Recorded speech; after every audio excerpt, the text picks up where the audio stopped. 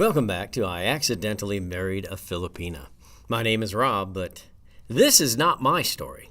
This is Tom, and this is his story. I had retired from the Navy after 30 years with a good pension and found myself restless and lonely, so I got a job at Home Depot in the flooring department to kill time in San Francisco. While in the Navy, my ship visited Subic Bay almost by accident and only briefly very early on in my career, and I really enjoyed the area around Subic Bay, and the people were so pleasant and laid back. As we sailed out of port, just looking at the coastline as we were underway made me think that this is probably what was meant by permanent vacation. I'd always been fascinated by different cultures, and of all the places my ship traveled to, this was the place that intrigued me the most, and for some reason, as I sold luxury vinyl tile at Home Depot for 7 hours a day, 4 days a week, my mind kept drifting back to those beautiful beaches and slowly swaying palm trees of the western coast of the Philippines.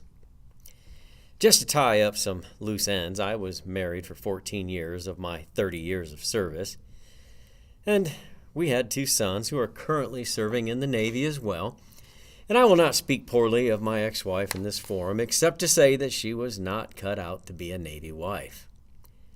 Having said that, I dated a little here and there when stationed in port for any extended length of time, but nothing stuck, so at this point in my life, I am not held down by any ties that bind beyond my thrilling job in home flooring. I lived on my pension and banked my Home Depot proceeds just in case of an emergency, and one day that emergency happened. A fellow about my age came in for some carpet for his house, and he was renovating and couldn't make up his mind. Just pick the beige, I thought to myself. They always pick the beige. After 30 minutes of deciding between 2 shades of beige, he had to consult his wife. 10 minutes later, she shows up, and they both get my attention. Actually, his wife got my attention. She was petite, long black hair, dark brown skin, and eyes, a big smile, and way too pretty to be with this beige guy. I recognized that nose and eyes as that of a Filipina, and I was immediately transported to my short time in Subic Bay, and a feeling of excitement and calm washed all over my body as his wife looked over the carpet choices and chose gray. "Great choice," I said to her. "I will write you up." After another fulfilling and rewarding day in floor coverings, I went home to my empty apartment and my empty refrigerator. I ordered a Little Caesars pizza and got set to wallow in my loneliness, that is, until I remembered the Filipina I saw at work today. I jumped on my laptop and searched Subic Bay to see what was happening there these days. The base closed down in 1991 and has been built back up as a tourist destination, as has the rest of the area around it, had as well to some degree. Before I knew it, I had just killed 4 hours looking at everything I could find that was Subic related and decided to look at plane tickets just in case I decided to spend some of my Home Depot money. I went to sleep and woke up from my job, and with every step of the day I dreaded it. Why wasn't I on a beach in the Philippines? I put in my time. I had the money. I've traveled the world on a ship. I'm no rookie. I couldn't take it anymore. I punched out and handed my apron to my boss and thanked him for the job, but said I had a health emergency and would not be back for the foreseeable future. I wasn't really lying, because if I stayed there one more minute, I would have a mental breakdown. I got home and booked a last-minute flight, leaving in 48 hours, and set about to getting my affairs in order, as I planned to be gone for a month. I took an Uber to the airport, and a short 18 hours later, I was departing the plane in Angeles City Clark International Airport. I exited the plane and immigration and was smacked in the face with how different my surroundings were from back in the day, but how nice and beautiful the people still were. I got a grab taxi to take me to the Central Park Reef Resort in Olongapo. This place is really first class. Beautiful pool, and my room was right on the beautiful beach. The restaurants and bars were just what this old sailor needed to relax and unwind. I only booked this place for 3 days, as I wanted to be available to move around if I so desired. I checked in and immediately put on my swim trunks and headed for the beach. I did a fair amount of swimming and walking the beach and just exploring the beachfront. I felt every care I had in the world start melting away into the ocean. I grabbed a quick dinner, had a couple of cocktails as I sat facing the beach, watching the sun go down and thinking, this is the best decision I have ever made. When I woke up, I got into a tricycle and asked the driver to take me to a coffee shop.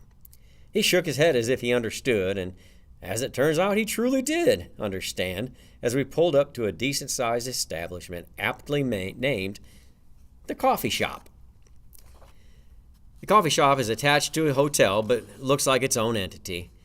I went in and ordered an Americano and a Filipino pastry of some sort. The girl at the register took my name and I went and sat down. Moments later, a very attractive Filipina brought my coffee and pastry, and both were very good. I sat by the front window just watching the Philippines world go by, and my server, whose name tag said Mary, came back and asked if I wanted anything else. My coffee was empty and I didn't want to take up her table, so I ordered a refill and watched more of the Philippines roll by. Again, Mary came by, and again I had been sitting too long, so I asked her how the food for dinner was. She said they were famous for their jumbo tacos. I laughed and thanked her with a 100 peso tip for taking up her time, and she seemed happy with that.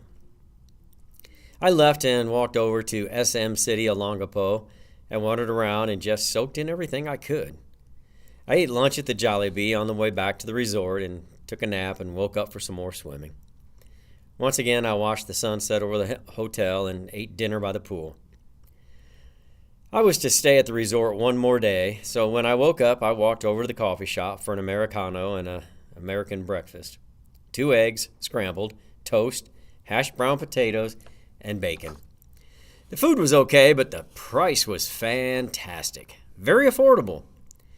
Once again, I got caught up in the people watching, and when I realized it, I called Mary over and asked for another Americano. She brought it to me with a smile that could warm an Eskimo's heart. I guess I hadn't taken the time to check her out, but she was attractive. Petite, smooth skin, and no wedding ring. Not that I was looking for any romance, but old habits die hard. I tipped Mary another 100 pesos for taking up her table, and she smiles really big and asked if I'm coming back for supper. "We have jumbo taco," she exclaimed, which made me laugh, and it made her giggle as well. And I said, "Maybe so, but I like watching the sunset at my resort, but I would see her at breakfast tomorrow." This did not make her smile, but I continued my day of exploring and ended up with a cocktail and a sunset beachside. I really liked the resort, so I booked another week and headed to the coffee shop. I wanted to tell myself the coffee is that good, but really I just wanted to see Mary smile again. Mary brings me my pastry and Americano and pauses as if she wants me to say something. I fumbled for something and said, "I'm sorry I missed the tacos last night. How were they?" She looks me dead in the eye and without emotion says, "Very jumbo," and then laughs so hard she has to cover her mouth with her hand and went back to the coffee bar. I thought it was pretty funny too, and I thought it made her even more attractive to have a good sense of humor. Time for me to go explore, and a 100 peso tip for Mary, and she questions if I am ready to try the jumbo taco for supper. Again, I say maybe so, and left to head out towards the boardwalk to see what I can see.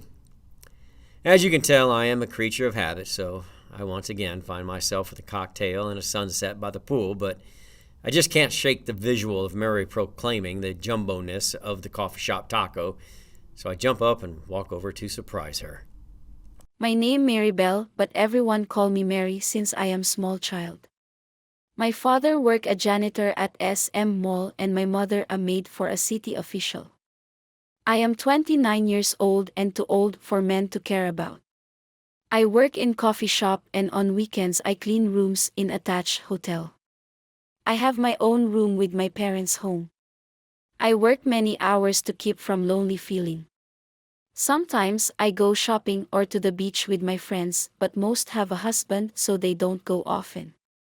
I had a boyfriend in high school, but he joined the army and traveled away. I had one more boyfriend when I was 25, but he left me for younger woman. This made me cry and hurt feelings, so I tried to work a lot. One day I am working and a foreign come in to get coffee. He just sit and take my table for 3 mornings.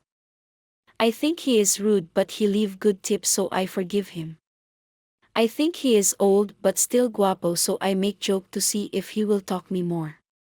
I'm not thinking about a foreign, but I am too old enough to be choosy for a Filipino. I invite him back to coffee shop for supper, but he never comes, so I stop having schoolgirl fantasy of foreign men wanting me. I walk over to the coffee shop and walk up behind Mary and ask her to bring me a jumbo taco and a beer, and then I show myself to the table. Mary brings my jumbo chicken taco and a bottled water and says, "Enjoy jumbo taco," which makes both of us laugh. The jumbo chicken taco did not make me laugh. It was terrible for many reasons. I had a few bites to not be rude, and Mary asked if I like it. I said not so much, but what about a beer?